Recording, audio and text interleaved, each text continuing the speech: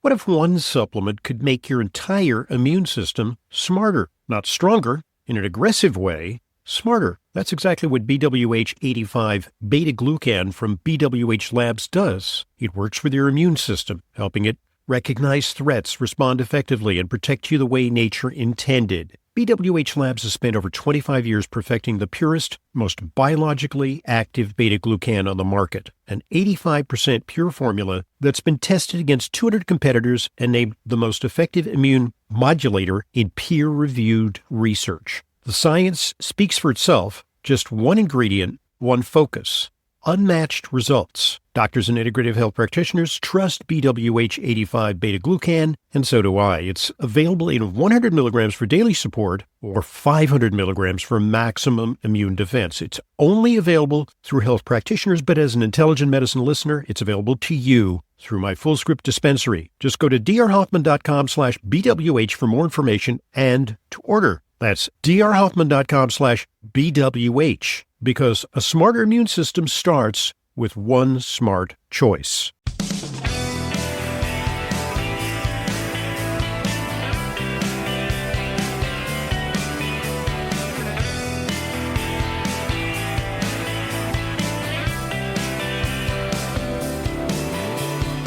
Welcome to Leyla Muedin. I'm your host here at the Intelligent Medicine Podcasts. I am Leyla Muedin.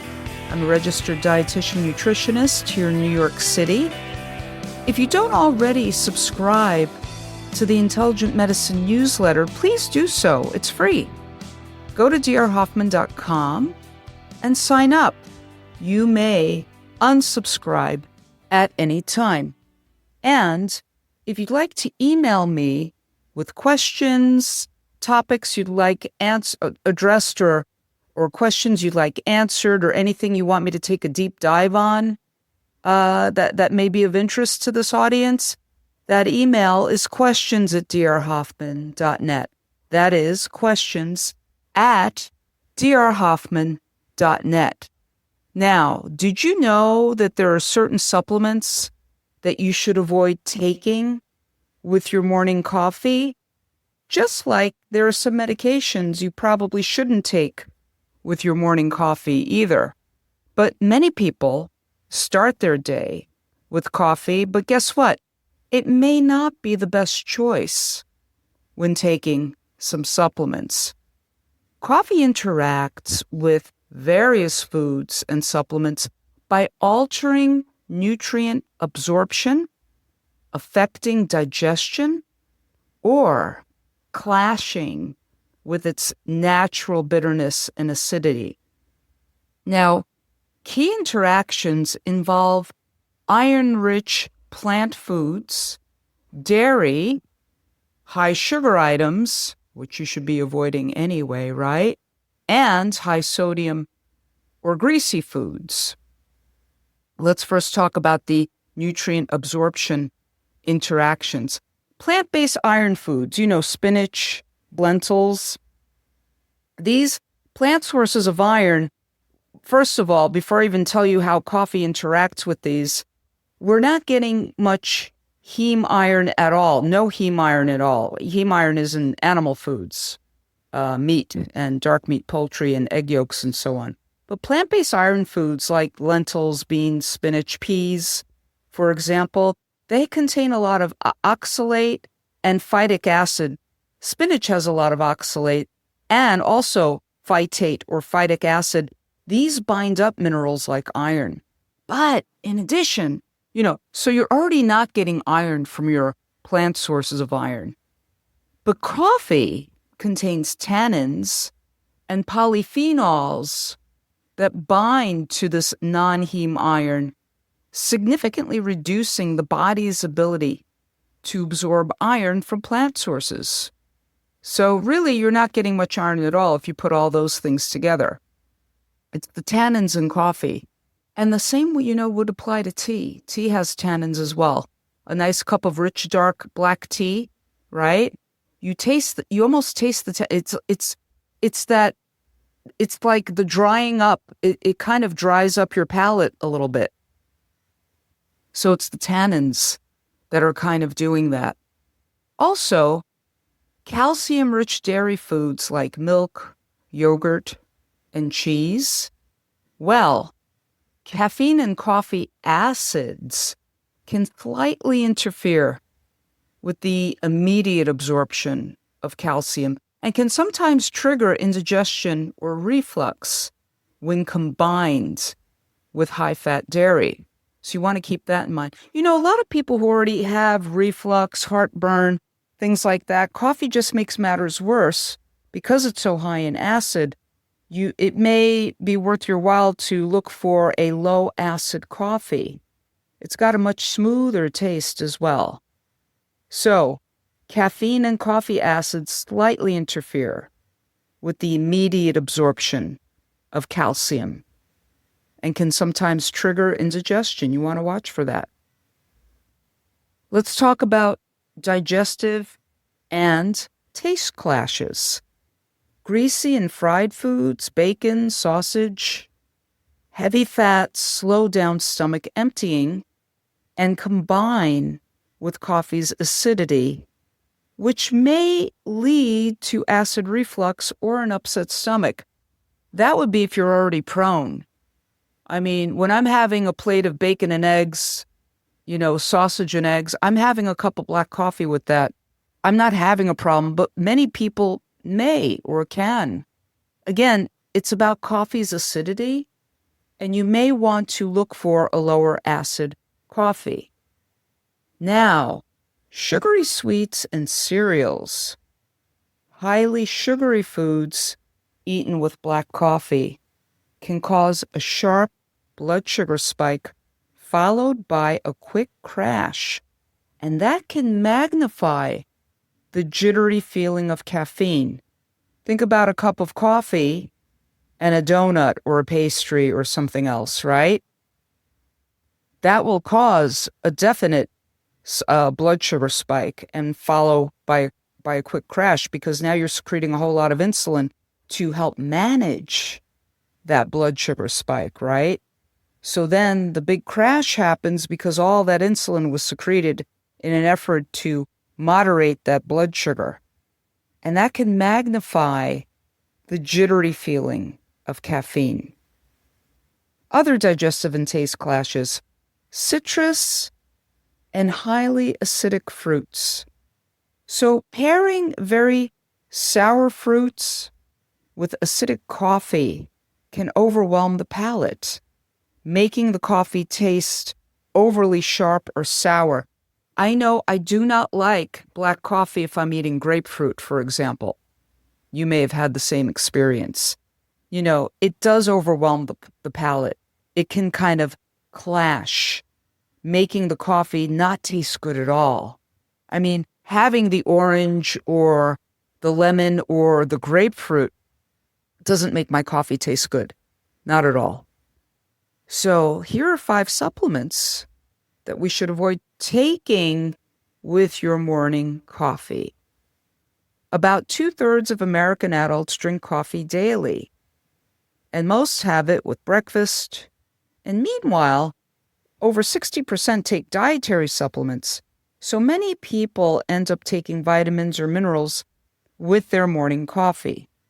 Now, this habit can make it harder for the body to absorb some nutrients. So, let's look at number 1. Iron is the one to be most careful with. I gave you that example earlier on with the spinach, the lentils, and the beans. Coffee has polyphenols like chlorogenic acid and the tannins that can attach to iron in the gut, making it harder for your body to absorb. In one study, drinking coffee with a meal lowered iron absorption from 5.9% to less than 1%.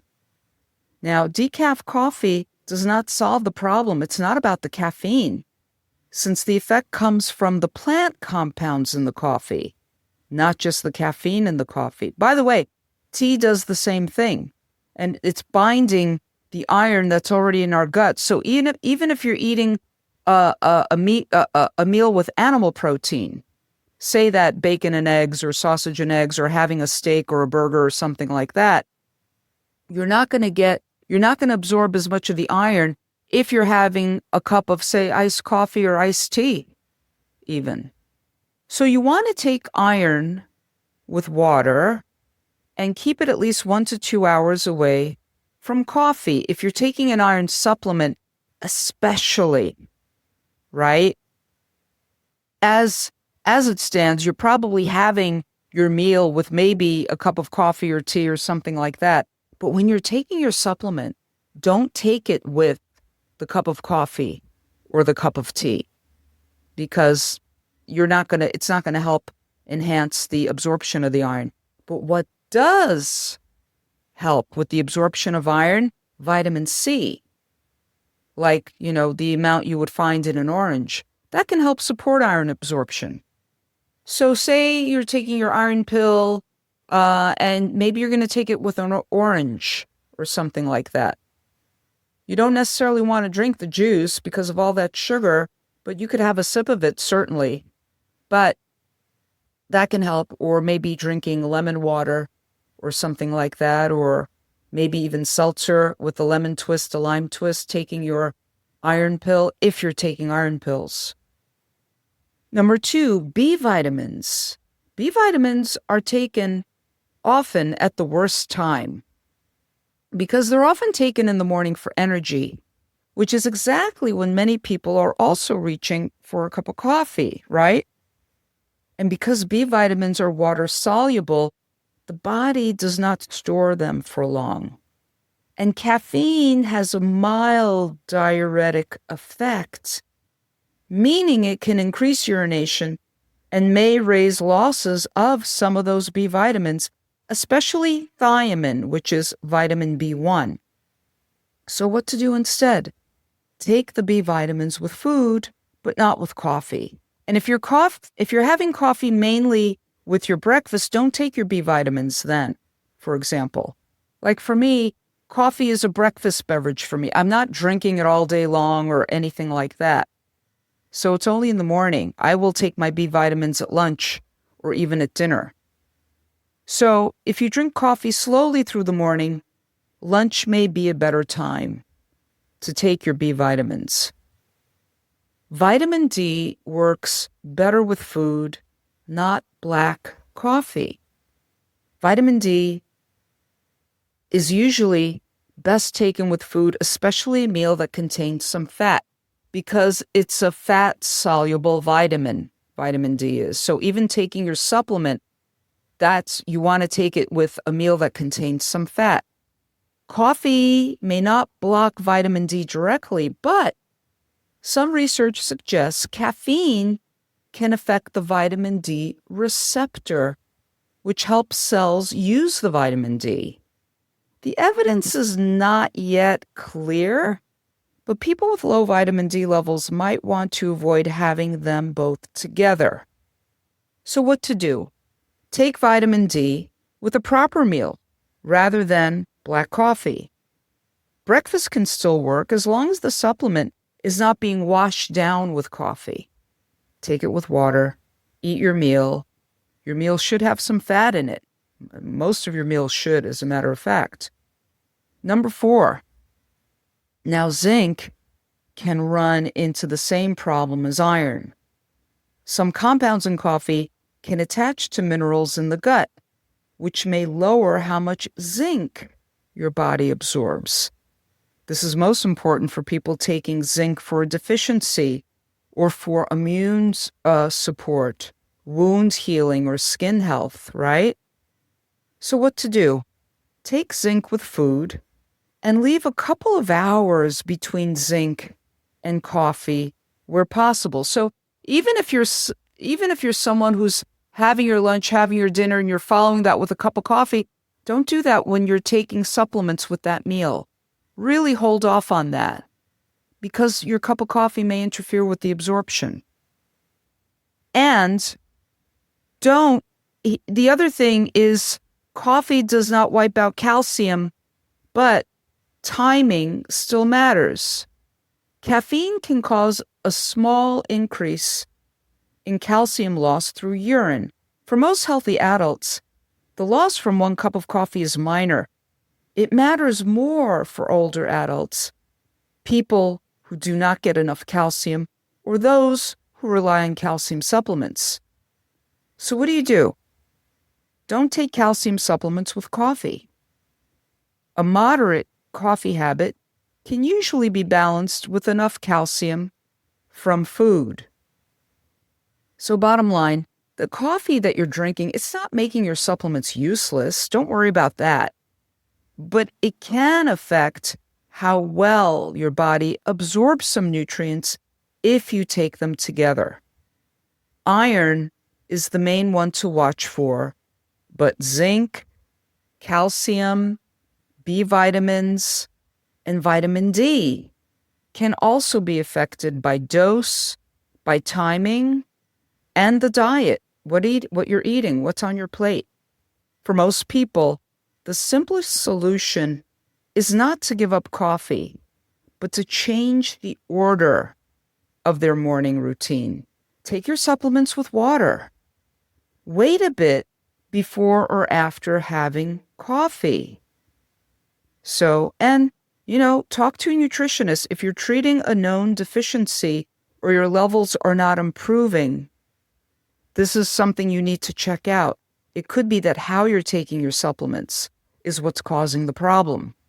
A cup of coffee. This article is centered mostly on coffee, but the same problem can happen with tea.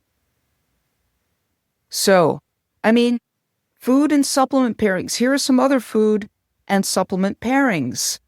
Green tea and matcha could be washing out your folate. This is interesting. Green tea and matcha may reduce how much folic acid your body absorbs, including from prenatal supplements.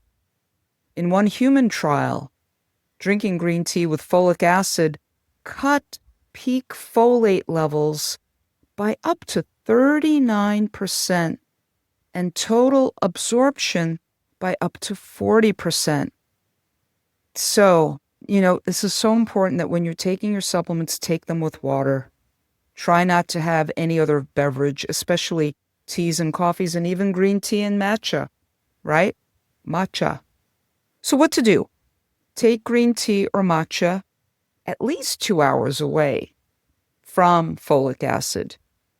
If you take folate for pregnancy, you want to ask your doctor about methylfolate, which is a pre-activated form that may be easier for the body to use. This is interesting. Now, number 2, spinach can lock up the calcium you just swallowed. Spinach is healthy, but it contains oxalic acid, oxalate, right? Which can make minerals like calcium, iron, and magnesium harder to absorb. Now, in one study, people absorbed 27.6% of calcium from milk, but only 5.1% from spinach. The same issue may happen if you take calcium or magnesium supplements with a large serving of spinach. Say you're taking your lunchtime supplements and you're taking them with a spinach salad. Yeah, not the best option. You got to beware of what's lurking in the food that may interfere, right? It's not just about that cup of coffee or even the green tea or the matcha, but that spinach. So take calcium or magnesium supplements at a different time from spinach, chard, beet greens, or rhubarb. And boiling these greens can also reduce oxalates. So you're better off, instead of having a raw spinach salad where you're taking your calcium magnesium supplement, but maybe it's cooked spinach that you're having with your salmon or your steak or your chicken or something, right? Or cooked spinach in your omelet. You will have it, cooking the greens can reduce the oxalates that are binding up those minerals. So, and also your quote, healthy end quote, bran bowl, your cereal bowl, blocks iron and zinc. Whole grains, bran, legumes, nuts, and seeds contain phytic acid. or phytates, which can make minerals like iron and zinc harder to absorb. Human studies show that phytate-rich meals can reduce mineral absorption, meaning a high-fiber breakfast may not be the best time to take these supplements. Think about that. Your beans, your bean soup, your bran cereal, your whole grains, your nuts and seeds. So what to do? Take your iron or zinc away from bran-heavy whole grain or legume meals. Soaking, sprouting, and fermenting foods can reduce phytates, while vitamin C can help boost iron absorption. Wow. And finally, your morning milk is working against your iron pill. Calcium can reduce how much iron your body absorbs, especially when taken at the same time. A glass of milk, yogurt, or calcium tablet can cut iron absorption by around half. So this is more about timing than avoiding dairy completely. So, what to do? Keep iron and calcium at least 2 hours apart. And for better absorption, take iron on an empty stomach with vitamin C, like a few slices of orange or a sip of orange juice. So remember that what you eat or drink around the same time as your supplements can affect how much of that nutrient your body actually uses. And this is especially important for people taking iron, folic acid, calcium, magnesium, zinc, or are confirmed for deficiency in any of these. It matters how you take your supplements in order to correct that deficiency. It does not mean you need to cut out tea, dairy, spinach, or whole grains, as these can all be a part of your healthy diet, right? But the key is knowing what to pair together and what to keep separate. So if your levels are not improving despite taking supplements regularly, it may be worth checking your diet and supplement timing with a nutritionist. This helps, right? I want to remind you the email is questions@drhoffman.net if you'd like to email me questions. I want to thank you for joining me on another edition of Leyla Muedin. This is Intelligent Medicine. I want to thank you for listening to the Intelligent Medicine Podcast. Follow us on Apple Podcasts, Spotify, Amazon Music, or your favorite podcast app, and get new episodes automatically downloaded every weekday. And please give us a rating and review. It truly helps new people discover intelligent medicine.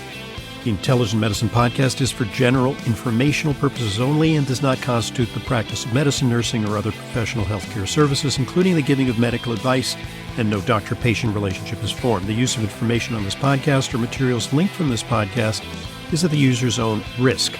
The content of this podcast is not intended to be a substitute for professional medical advice, diagnosis, or treatment.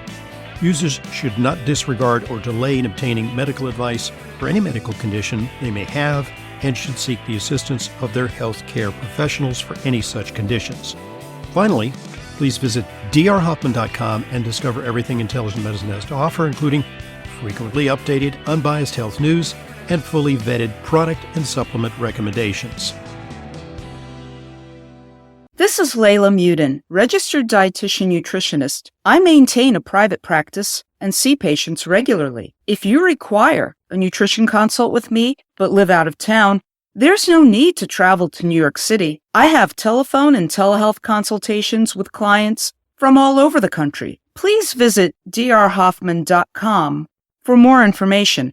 And to set up an appointment, call 212-779-1744. That's 212-779-1744. I look forward to being a collaborator in your healthcare.